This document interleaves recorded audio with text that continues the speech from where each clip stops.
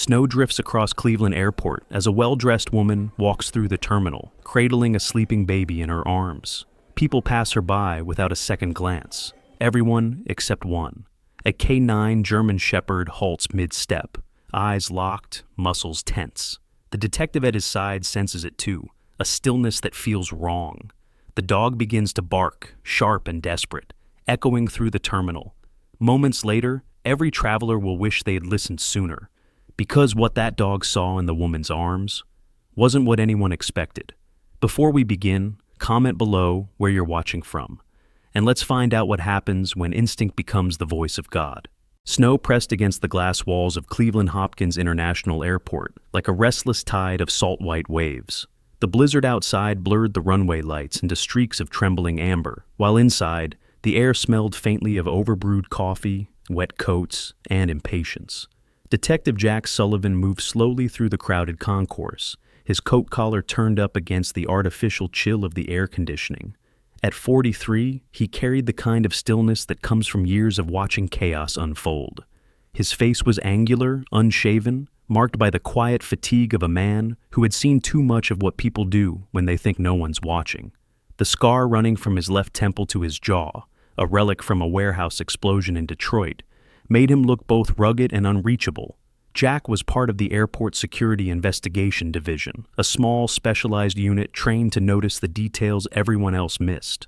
Beside him trotted Atlas, a 5-year-old German shepherd with a coat of burnished black and tan, muscles taut under his fur, eyes the color of burnt gold. Atlas wasn't an ordinary patrol dog.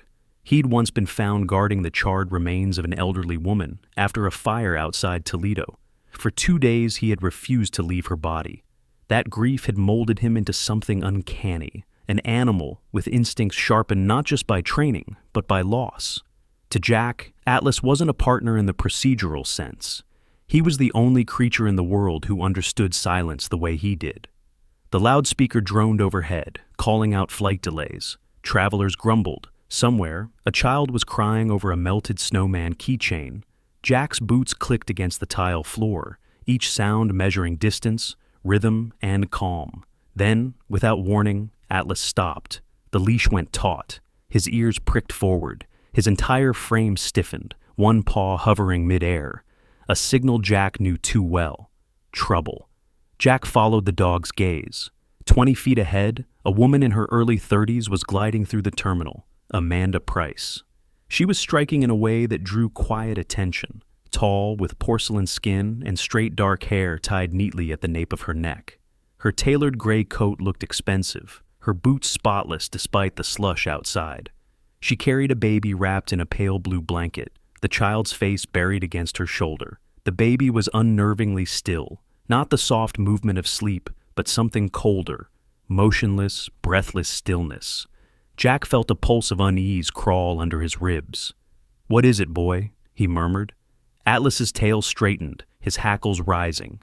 Then came a low growl, deep and restrained, the sound of warning before storm.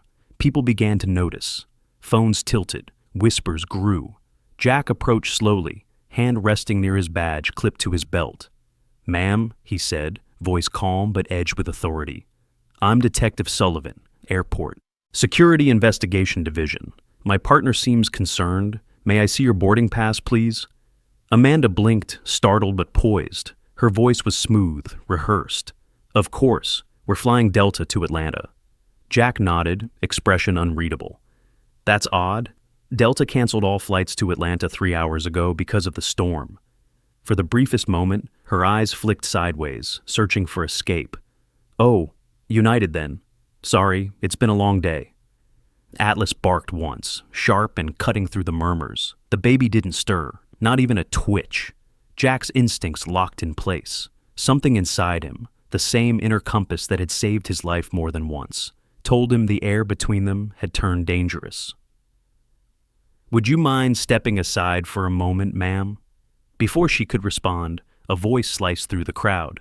"That's my grandson! That's Noah!" Everyone turned.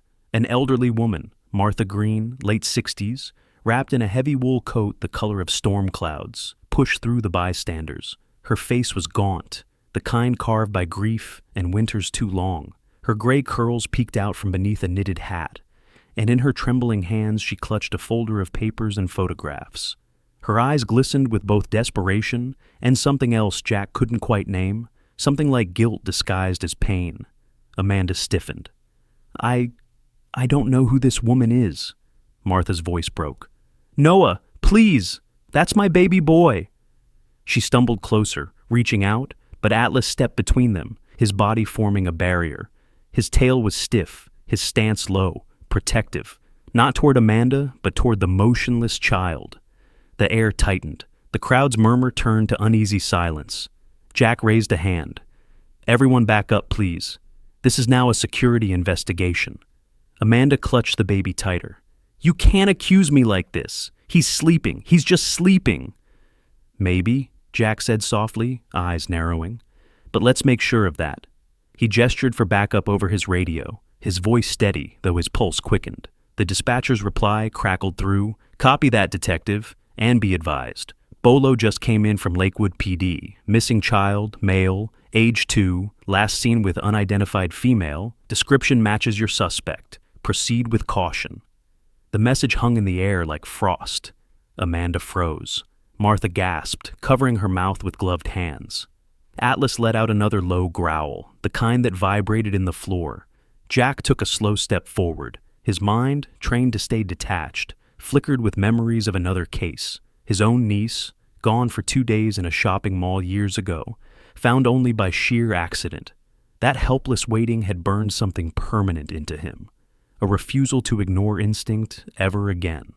"Ma'am," he said to Amanda, his voice dropping to a low, deliberate calm. "I need you to come with me to the security office. No one's accusing you of anything yet, but we have to verify the child's identity." Amanda's jaw trembled. "You're making a mistake." "Maybe," Jack replied, "but I'd rather make one for the right reason than ignore the wrong one." As he spoke, Atlas leaned forward, nose twitching, eyes locked on the baby. His chest rumbled with a mournful sound, soft, almost sorrowful. It wasn't the growl of threat, but of warning. Jack had heard that sound only once before, from a burned-out home, beside a crib that would never be used again. He felt the weight of the moment sink into his chest. The fluorescent lights hummed overhead. Somewhere, a flight announcement echoed, cold and detached. Jack held out a hand toward Amanda. "Please, let's do this the easy way." Her knuckles whitened around the blanket. Then, like a whisper barely audible, she said, "He's fine. He's mine." Atlas barked again, sharp, commanding, final. The sound silenced the terminal, and in that suspended silence, Jack Sullivan knew, with the certainty that comes from years of reading what words can't say, that whatever this woman carried in her arms wasn't peace. It was the beginning of something broken. The interrogation room was too bright.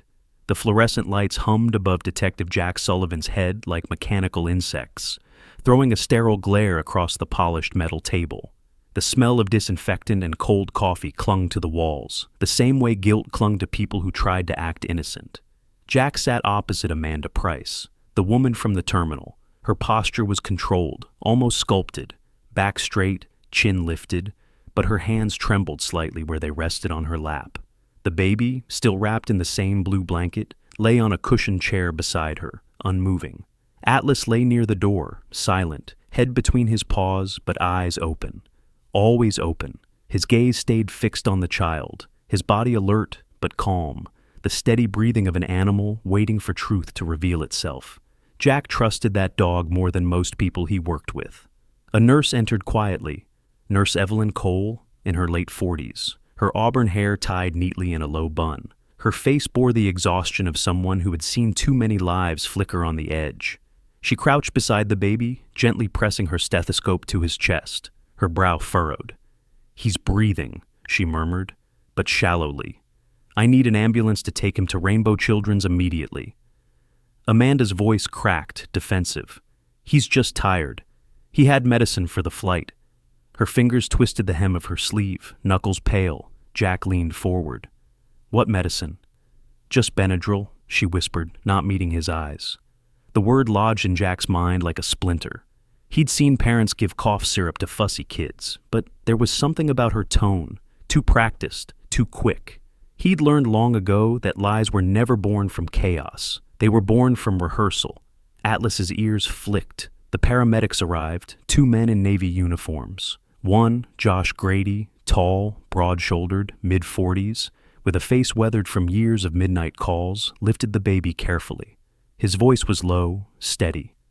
"Pulse is weak but present. We need to move." As they wheeled the child out, Atlas rose and followed, until Jack gave a short whistle.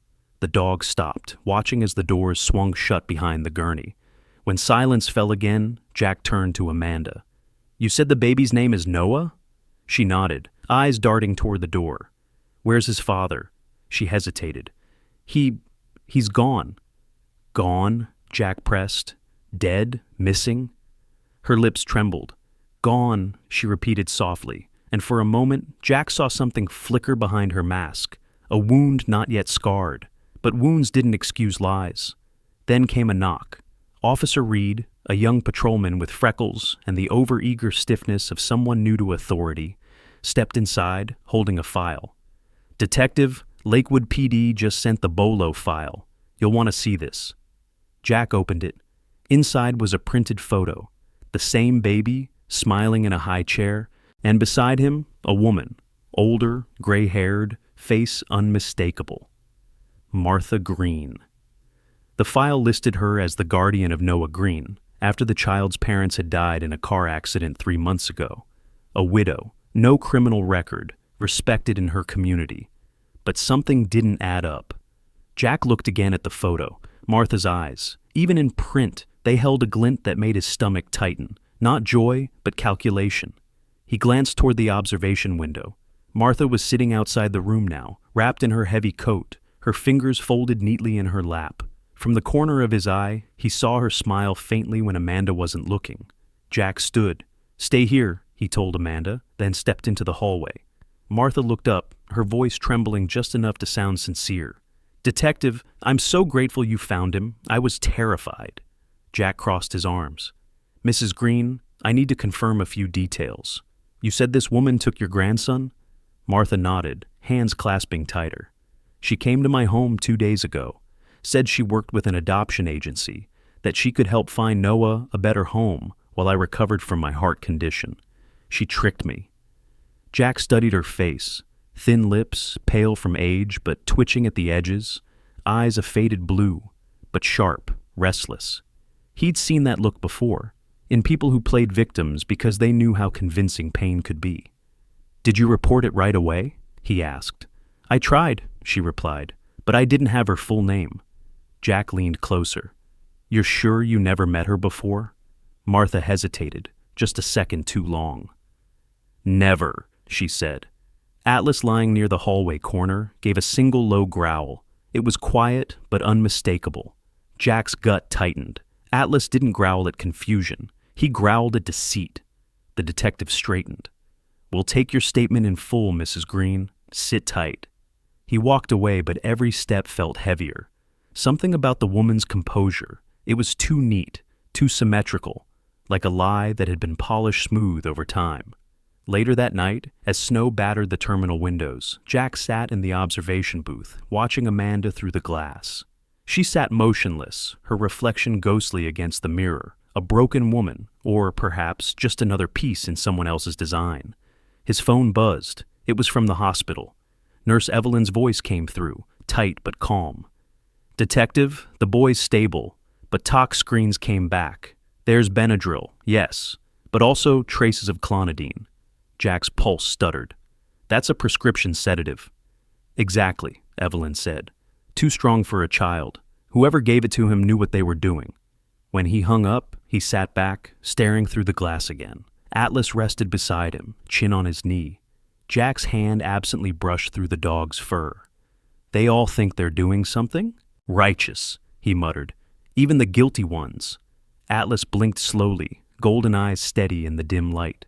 Across the hall, Martha Green looked up as Jack approached again. Her voice, now soft as a lullaby, asked, "Is the child safe?" Jack's tone was neutral. "For now." But inside, a storm was forming, one colder than the snow outside.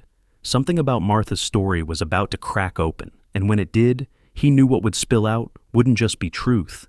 It would be something far darker. Visible anxiety. Yes, doctor? This gentleman needs to review our patient archives. Please escort him. Sarah led Jack and Atlas down a corridor lined with frosted glass doors. The signs read things like healing room and memory regression. Her footsteps echoed in the silence. I'm sorry, she murmured. Dr. Mercer doesn't like outsiders. Jack glanced at her. You work for him long? 3 years, she said. He helps people, most of them. Most? Jack asked. She hesitated. Some leave worse than they came.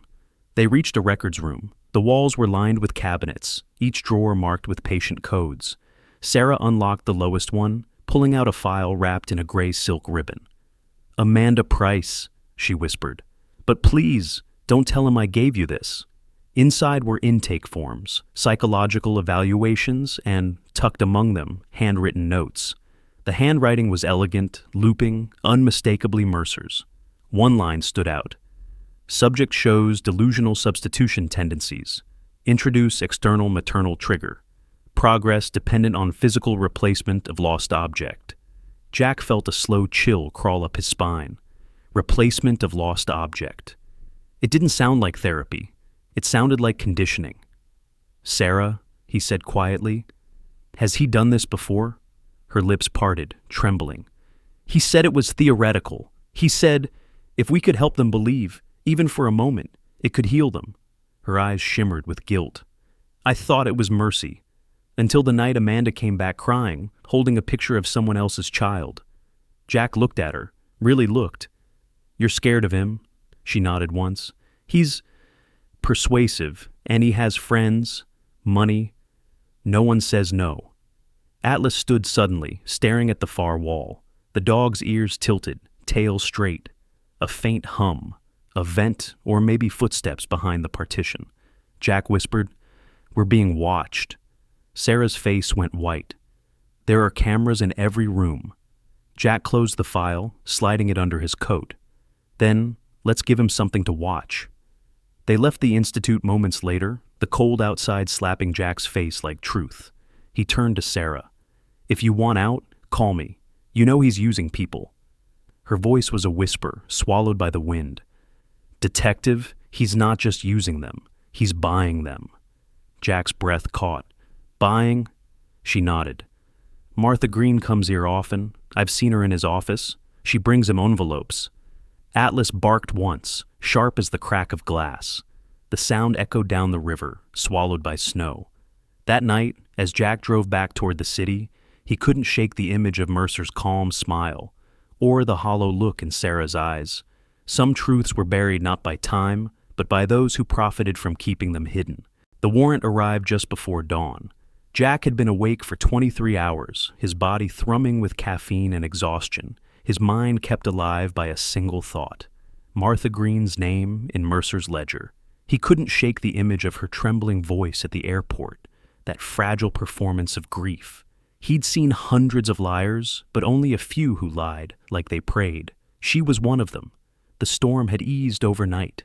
The streets of Shaker Heights gleamed under the last sheen of ice, the world caught between winter and silence. Jack parked his sedan near the curb, steam curling from the hood like breath. Atlas shifted in the passenger seat, tail flicking once. His golden eyes reflected the faint orange of the streetlight. He looked ready, expectant. Dogs like him didn't understand vengeance, only imbalance, and something in this case still reeked of it. Let's end this, Jack murmured, stepping out. His boots sank slightly in the snow, crunching softly. The house loomed ahead, dark wood and steel framed against the pale morning sky. Expensive, immaculate, heartless, like its owner. A tactical van pulled up behind him. Lieutenant Ray Harlan, broad-shouldered and steady-eyed, approached, his breath fogging the air. He was a man built like a mountain, beard frosted gray, voice rough from years of smoke and shouting orders. You look like hell, Jack, he said. I'll sleep when he's in cuffs, Jack replied. Harlan gave a small grunt. Then let's make it a quick arrest. The team assembled silently, 6 men and 1 woman, all in black tactical armor. Their movements were deliberate, respectful of the quiet. Harlan gave the hand signal, and at precisely 6:14 a.m., they breached. The front door gave way with a hollow crash. Inside, the house was motionless. Jack entered first, gun drawn, flashlight cutting across polished floors. Everything gleamed. Modern art adorned the walls, cold geometry, lifeless colors. There were no family photos, no signs of warmth, just perfection, like a stage waiting for its audience. Atlas padded ahead, nostrils flaring. He paused near a mahogany bookshelf, the fur along his spine bristling. He growled, a low vibration more felt than heard. Jack knelt, tracing a gloved hand along the floorboard. A faint draft slipped through the seam. "You smell it too, don't you?" he whispered. He pressed a hand against a shelf's edge. A soft, mechanical click answered him. Slowly, almost reverently, the entire unit slid forward, revealing a narrow staircase spiraling downward into black. The air that drifted up was stale, metallic, tinged with antiseptic. Jack motioned for two officers to follow, flashlight in one hand, gun in the other. Atlas went first, his paws sure even on the steep steps. At the bottom, they entered a room too clean to be innocent. White walls, a crib, a rocking chair, toys placed in unnatural order, as if arranged by someone who'd studied pictures of childhood but never lived it. A faint lullaby drifted from a hidden speaker, warped by static. It made Jack's stomach twist. On the far side, a desk, a steel locker beside it. The kind you found in labs, not homes. Atlas stopped in front of it, tail rigid. Jack nodded to Harlan. The lieutenant wedged a crowbar under the edge and heaved. The door screeched open. Inside, USB drives, dozens, each labeled meticulously, dates, initials, and short phrases. Price, A. Session 3, Dwyer, R. Video, 7, Green, M. Consultation. Jack's pulse spiked. He picked one at random and loaded it into his portable reader. The small screen flickered, bathing his face in blue light. A voice filled the silence, calm, soothing, venomous. "You must let go of your grief, Amanda. He is not gone. He's waiting for you. All you need to do is find him." The image sharpened. Amanda Price, trembling in a therapy chair, eyes glazed. Mercer's hand entered the frame, a syringe poised. Behind him stood Sarah Collins, her face wet with tears, watching helplessly as Mercer injected the sedative. Jack felt his teeth grind. "Bastard," he muttered. The officers exchanged uneasy glances. Harlan's voice was tight. "You think this is all real?" Jack nodded grimly. "Too real." They searched the rest of the basement. Behind a curtain, a closet held children's clothes, tiny shirts, shoes, even a stuffed bear missing an ear. Each tag bore a name. Jack touched one, his throat tightening. "He collected grief," he said softly, "bottled it and sold it." Atlas barked once, short and urgent, drawing their attention to another cabinet. Inside were financial ledgers, rows of transactions, each coded, the same initials repeated over and over. MG. Martha Green, Jack whispered. The realization hit like cold water. She wasn't his victim. She was his partner. Upstairs, sunlight began creeping through the frosted windows. It made the air shimmer faintly, as if the house itself resisted illumination. Jack gathered the files, the drives, the ledgers, sealing them in evidence bags. When they returned to the surface, the cold hit them like a slap. Harlan radioed it in. "HQ, this is Harlan. We've found significant materials linking Dr. Mercer to multiple illegal operations. Requesting immediate warrant expansion for financial seizure." Jack stood outside the house, watching as a small flock of crows gathered on the roof, their feathers black as ink against the snow. He thought about Martha's eyes, how they'd glimmered with practiced sorrow, and about Mercer's voice, so sure of his righteousness. Atlas sat beside him, quiet but uneasy, gaze fixed on the woods beyond the property. His nose twitched, catching something invisible in the air. Jack followed the line of his stare. There, faint tracks leading away from the house, small and narrow, not boots, but heels. Someone had been here recently. "Maybe Martha's been cleaning." "Up," Jack said under his breath. They followed the tracks for several yards until they vanished near the frozen stream behind the property. On the ground lay a discarded photograph, creased, damp from melting snow. It showed a baby, smiling, wrapped in a blue blanket, scrawled on the back in shaky cursive, "Forgive me." Jack pocketed it. "We're not done," he told Atlas.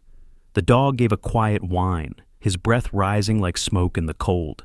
And as the sun rose higher, painting the snow gold, Jack knew one truth that chilled him deeper than the wind. Mercy and manipulation often spoke with the same voice. 3 days later, the city thawed. The snow melted into gray slush. The river uncoiled like a muscle long tensed. Yet, inside Detective Jack Sullivan, winter remained. He'd watched Dr. Alan Mercer handcuffed and escorted into custody, still wearing the calm of a priest walking to sermon. He'd watched Martha Green sign her confession, her face a blank parchment of regret. But closure, Jack had learned, was just another word for exhaustion. He sat in the corridor of Rainbow Children's Hospital, a cup of coffee cooling in his hand. The hallway smelled of antiseptic and faint lavender. Through the glass panel of room 312, Noah Green lay asleep, his chest rising in slow rhythm. The boy's small hand clutched the earless teddy bear found in Mercer's basement. Atlas lay curled near the door, tail twitching, eyes half closed, yet alert. Nurse Kelsey Ryan entered, her dark curls tucked neatly under a cap. Her presence brought a soft steadiness, like a lull in the storm. "He's responding well," she said. "Woke up for a bit this morning, asked for the dog." Jack smiled faintly. "He's got good instincts." When Kelsey left, silence filled the space again. Jack watched his reflection in the glass, gray at the temples, eyes sunken, jaw rough with days-old stubble. He looked like a man who'd been peeled open and left to harden in the wind. He thought of Mercer's words during the final interrogation. "You call it manipulation, I call it mercy." Mercer had spoken those words with a serenity that chilled Jack. The man believed he'd been saving people from despair, one delusion at a time. "Grief," Mercer had said, "is just love with nowhere to go. I gave it direction." But Jack had seen the tapes. There was no mercy in those injections, no salvation in those hypnotic whispers. Only control, and the quiet horror of watching broken souls worship the hands that broke them. In his pocket, Jack carried the photograph he'd found in the snow. The baby in a blue blanket, the words, "Forgive me," scrawled on the back. He'd shown it to Martha before she was transferred to county jail. She'd looked at it and cried soundlessly. "He was my blood," she said, "but I sold him. Do you understand, Detective? I thought I was giving him a future. Dr. Mercer said he could place children with families who needed them. He made me believe I was cleansing my debt." Jack had stared at her through the glass partition. "You believed him because he said what you needed to hear. That's how all devils start." Now, sitting outside Noah's room, he felt the truth of those words pressing on him. Atlas stirred beside him, rising and stretching, then padding toward the door. Jack followed, entering the room quietly. Noah was awake. His eyes, soft brown and still fogged with sleep, blinked up at him. "Doggy," he murmured. Jack smiled. "Yeah, that's Atlas. He's been watching over you." Atlas moved closer, placing his head gently on the bed, his breath warming the boy's small fingers. Noah giggled weakly, the sound so pure it sliced through Jack's chest. Moments later, Sarah Collins entered the room. She looked pale, her dark hair loose, her eyes shadowed but alive. "Detective," she said quietly, "they granted me immunity. I'm testifying tomorrow." Jack nodded. "Good. You deserve peace." Sarah's gaze drifted to Noah. "He doesn't know any of it, does he?" "No," Jack said, "and he never should." Tears welled in her eyes. "I thought I was helping people. Mercer said pain could be rewritten." She looked at Jack. "You ever wish that were true?" Jack's silence was its own answer. Atlas pressed closer to Noah, sensing the child's heartbeat against the sheets. Sarah watched the dog for a moment, then whispered, "He's better at this than any of us." Later that evening, Jack stood in the press room of the Cleveland Police Department. Cameras flashed, officials spoke of justice and closure. Atlas sat by his leg, wearing a medal engraved with one word, Guardian. The crowd applauded. Jack felt nothing. Justice wasn't applause. It was a scar you learned to live with. When the ceremony ended, he drove to the riverside. Dusk had fallen, the water moving slow under the bridge, its surface catching the dying light. Atlas jumped out first, trotting to the edge, nose lifting to the wind. Jack joined him, hands in his coat pockets, breath forming ghosts in the air. He thought of his niece, how she'd been taken years ago, how he'd found her alive but hollow, how he'd promised himself he'd never again let instinct go unanswered. Maybe that's why Atlas meant so much to him. The dog didn't question instinct, he trusted it. Jack looked at the horizon, where the river met the sky, and said softly, "You knew before I did, didn't you?" Atlas turned, amber eyes catching the last of the sun, and pressed his muzzle to Jack's hand. The gesture was simple, wordless, complete. Behind them, the city lights flickered on, one by one, like small acts of forgiveness. Sometimes miracles don't arrive in flashes of light or the sound of angels' wings. Sometimes they walk beside us on four paws, with quiet eyes that see what our hearts are too afraid to notice. Atlas was not sent to change the world. He was sent to remind us that God still moves through the ordinary, through loyalty, courage, and love that asks for nothing in return. Detective Jack learned that faith isn't always about the things we understand. It's about the moments we trust, what we can't explain. When Atlas barked that day in the airport, it wasn't instinct. It was grace. It was God whispering through a creature who couldn't speak, "This child is mine. Protect him." And maybe that's what faith truly is, not grand sermons or holy visions, but the quiet courage to act when the soul says something is wrong, even when the world tells you to look away. In our daily lives, we all meet our own silent guardians. A friend who checks in when no one else does, a stranger who holds a door with a smile, a pet who waits at the window for us to come home.